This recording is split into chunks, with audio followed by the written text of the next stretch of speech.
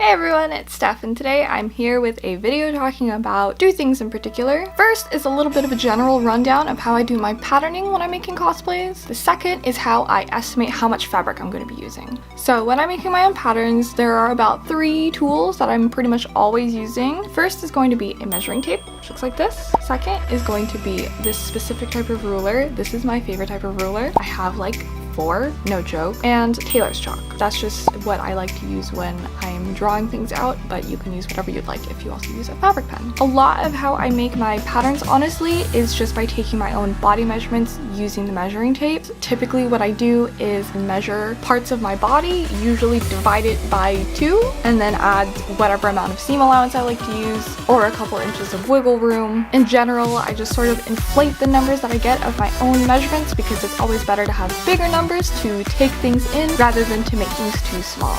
Another thing I wind up doing a lot of the time is cross-referencing with a lot of different types of clothing. Part of this is to see where structured clothes actually put seam lines on clothes that I might want to sew, but it also helps if you have a piece of clothing that fits you really well to make a pattern off of that just by tracing the shape onto a sheet of paper to make your own fabric template. Remember that we also have the internet as a good source of reference. If you aren't sure what a pattern for a top would look like, you can look at the clothes that you're wearing and see how they're designed, and look at where the seam lines are to see how people have constructed these things, and you can also cross-reference with the internet to look up specific patterns of what you want to make as well to see how they are constructed. Another piece of advice I would have is to work with some scrap fabric to figure out how things will fit on you. A lot of the time people use a type of fabric called muslin, which is generally pretty cheap, $1 to $2 a yard. Notably, another thing that I picked up recently was something that is called slopers. So there are these things called bodice or sleeve slopers, and basically what they are 2D representations of your body to better help you guesstimate, in a sense, whether or not a pattern will actually fit you.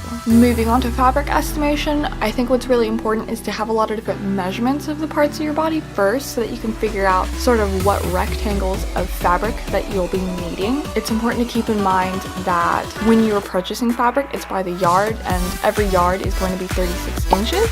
So with that in mind, if we take, for example, my arm, and we say that for my arm, we're going to go aim for fabric that's 6 inches wide just to make sure that it's super big, fold it in half so it'll be 12 inches, and then however long my arm is, I will need a piece of fabric that is 12 inches by whatever that amount is. When you take that and cross-reference it with how many inches are in a yard, you can get a sense of an approximation of how much fabric you need. And then for added security, I typically add about a half yard on top of that, just in case I take more fabric than I need. What helps with this visualization too is that if you're getting your fabric from someplace like Joann's, they do cut the fabric in front of you, so you can sort of see and judge if you think 1 yard will be enough for your project. And there's no shame in getting a little bit more than you think you'll need. Something like Riku's jacket from Kingdom Hearts 3, I would typically go for 2 yards just to be extra safe, of gray fabric on the inside and the pleather fabric on the outside. And as time goes on, you will become more and more comfortable with understanding and guesstimating about how much fabric you'll be needing. This, of course, is if you are doing your own type of patterns as well. If you buy commercialized patterns, they will tell you on the back of the pattern how much yardage you'll need for what type of fabric as well, so that you don't actually have to worry about estimating anything. Additionally, the amount of fabric that you'll be needing can increase when you start going into more advanced things. What I refer to is typically stuff if you're fairly new and you don't take other things into consideration like grain lines, or if you're going to be lining your projects. I know I for sure when I started sewing didn't do anything fancy like that, but it is something that I'm getting into now. But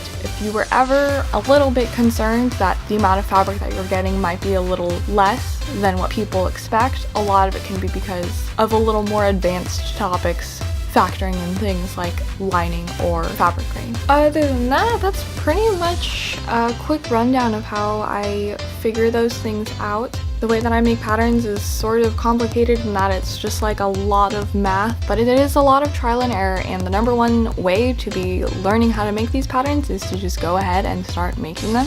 I have been sewing for almost 5 years now, I think, so, and it's still a lot of trial and error, but just don't be afraid to start. There's a lot to learn, but that should never discourage you from starting to try in the first place. If you have any other questions, as always, let me know in the comments down below. Make sure to hit that like button, subscribe if you're new. Thank you so much for checking out my video, and I will see you guys next time.